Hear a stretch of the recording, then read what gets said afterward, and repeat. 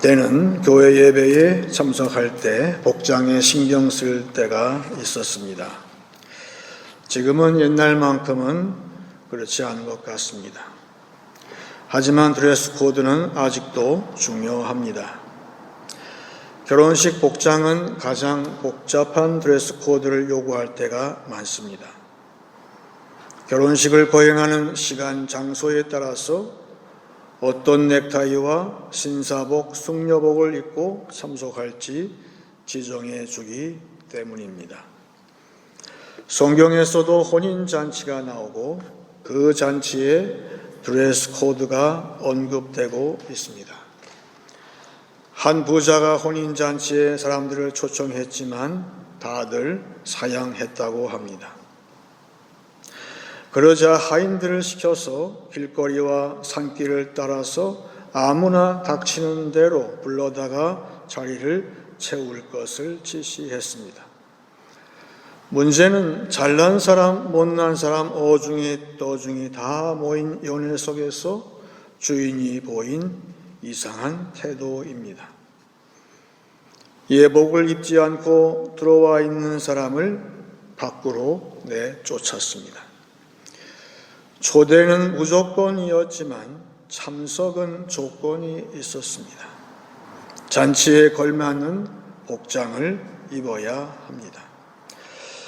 아무래도 이 옷은 참석자 부담이 아니라 주최 측이 준비한 것 같습니다. 예복은 과연 무엇일까요? 누가복음 15장 22절은 이런 드레스 코드를 설명해 줍니다. 아버지는 종들에게 이르되 제일 좋은 옷을 내어다가 입히라. 가장 먼저 당자에게 옷을 입힙니다. 돼지우리를 처소로 살던 사람이 돌아왔으면 먼저 목욕을 시킬 만도 한데 그런 지시는 생략되어 있습니다. 옷 입히시기 전에 목욕은 기본이었을까요? 중요한 것은 탕자나 소경이나 절름발이나 어느 누구든 새로 입혀주는 예복입니다. 냄새나는 옛날 모습이 아니라 죄인에서 의인 되게 하는 드레스 코드입니다.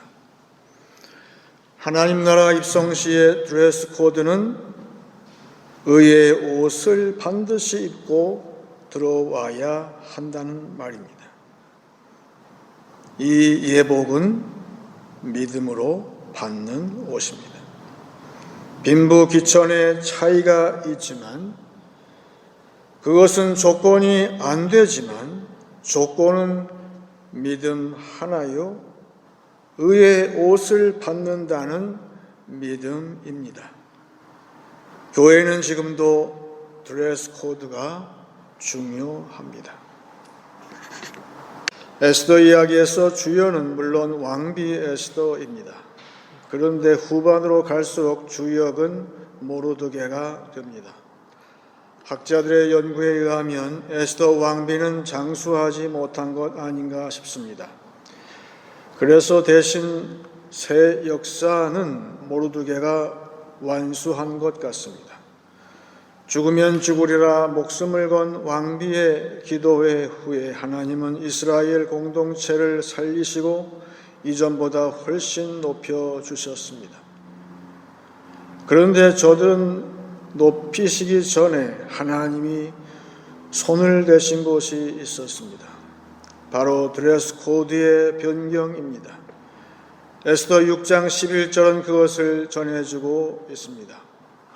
하만이 왕복과 말을 가져다가 모르드게에게 옷을 입히고 말을 태워 성중거리로 다니며 그 앞에서 반포하되 왕이 존귀하게 하시기를 원하시는 사람에게는 이같이 할 것이라 하니라. 저들의 원수 하만은 스스로 높아지고 싶어서 이런 건의를 왕에게 했을지라도 하나님은 전혀 예상치 않게 높아지고 싶어 안달하는 자가 정직한 자에게 존귀한 옷을 입혀주도록 하셨습니다. 그리고 모르드게가 입은 예복에는 의와 정의와 존귀라는 옷이 되었습니다. 하나님이 저를 구원하시고 악인에겐 악으로 선인에겐 상으로 갚으시는 정의가 실천되었습니다. 그 이후로 존귀함 안어는 새로운 주제어로 떠올랐습니다. 하나님 나라는 성도가 존귀하게 되는 희한한 역사가 전개될 것입니다.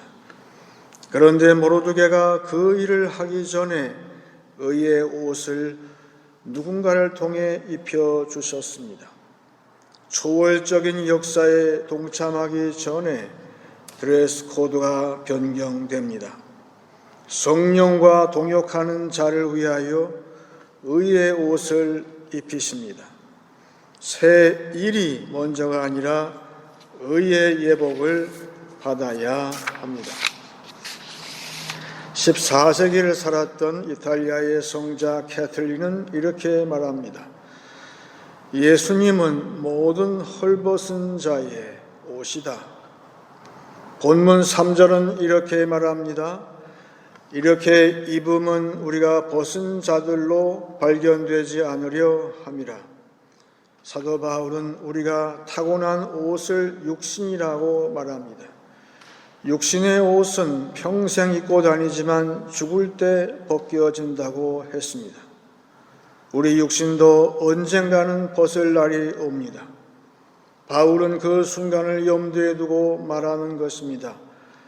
육신의 옷 혹은 다른 비유인 텐트, 장막이 무너지면 모두가 벌거벗은 모습으로 드러날 것이란 말입니다.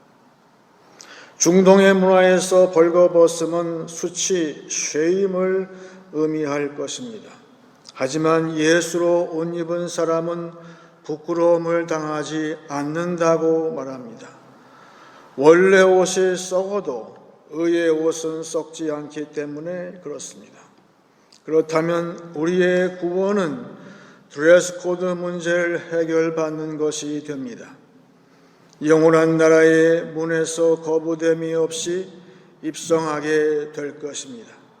썩지 않는 옷, 의의 옷, 예수의 옷, 곧 예수로 덧입은 영혼이 구원받은 사람입니다.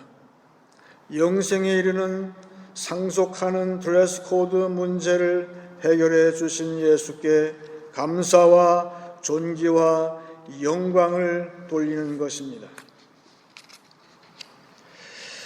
의의 옷을 덧입고 있지만 옛사람의 옷도 입고 있음을 늘 경계해야 합니다. 믿는 자의 운명입니다. 옛사람의 옷은 어떤 속성이 있습니까? 누군가가 아장아장 걸을 때에 우리의 모습을 이렇게 기술해 놓았습니다. 제목은 유아기의 소유권입니다. 내가 좋아하면 내 것입니다. 내 손에 있으면 내 것이요, 빼앗을 수 있다면 내 것이요, 조금 전에 내가 쥐고 있었다면 내 것이고, 내 것은 절대로 네 것처럼 보이지 않아. 여러 개의 부속으로 만들어진 장난감이라면 그 모든 부속은 다 내 거야. 내 것처럼 보이는데 그러면 내 거야. 내가 먼저 봤으면 내 것이고, 네가 놀다가 나왔으면 그것은 내 것이고, 그런데 그 장난감이 부서졌다면 네 것이야.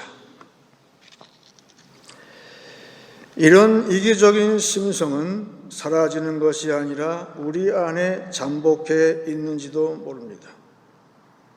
사도 바울은 에베소서 5장에서 모든 관계에서 구원받은 자의 행동 강령을 이렇게 적었습니다.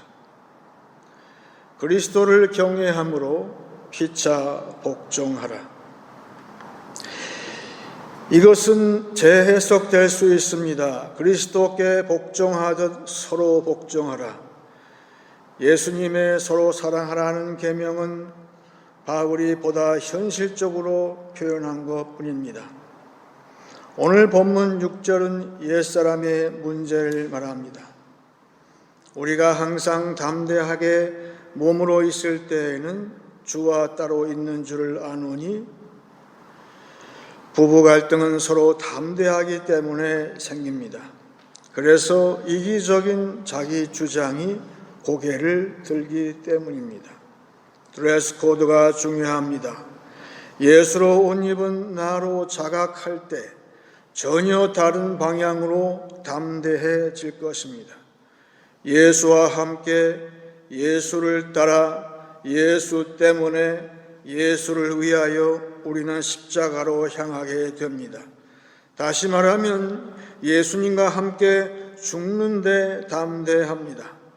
예수 안에서 in Christ, 의의 겉옷을 입은 사람은 죽기에 담대함으로 서로 복종하라는 주의 계명을 성령의 도움으로 실천할 수 있습니다. 서로 복종하라는 기독교의 사랑은 로마를 접수했듯이 오늘날도 적용해야 할 강령입니다. 드레스 코드는 정말로 중요합니다. 말씀을 마치겠습니다. 사막의 성자라 불리는 성 안토니는 자신보다 먼저 사막에 들어와 기도 생활을 한 선배가 남겨준 야자수 나뭇잎으로 만든 옷을 간직했다고 합니다. 이 옷을 1년에 2번 입었는데, 한 번은 부활절 때, 다른 한 번은 성령 강림절 때 입었습니다. 부활주일은 예수님을 통해 우리의 새 옷, 의의 옷을 입는 날입니다. 하나님 나라에 입성하는 드레스 코드 문제가 해결받는 날입니다.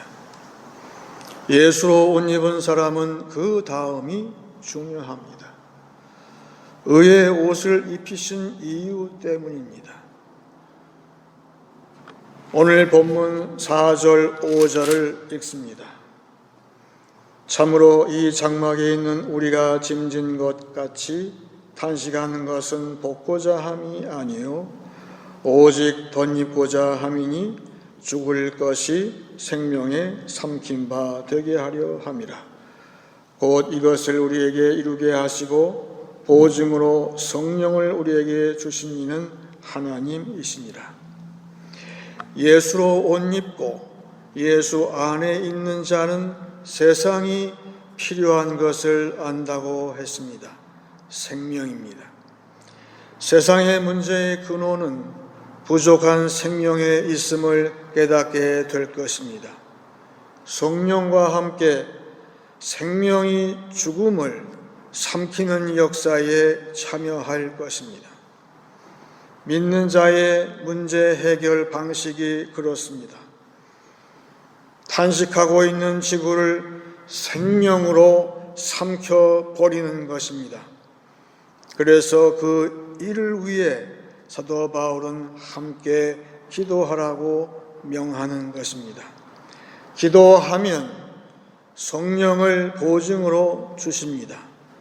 원뜻이 다운페이인 보증은 오순절 성령 사건입니다. 생명이 삼키는 역사의 보증 다운페이입니다. 그래서 성령 강림절은 기도와 직결되어 있습니다. 의의 옷을 입은 자는 기도하는 자입니다. 세상을 삼킬 생명의 분량을 구하는 기도이고 합심 기도하는 무리입니다. 예수의 옷은 단 한 번 주시는 썩지 않는 옷일지라도 나누어 주시는 보증, 곧 성령의 은사의 분량은 시시때때로 구해야 합니다. 또한 의의 옷은 더러워질 수는 있기에 예수의 보혈로 씻어야 합니다. 깨끗해진 의의 옷을 입고 합심 기도함으로 성령의 살리시는 또 나누어 주시는 은사로 생명 사역에 다 동참하시기를 축원합니다.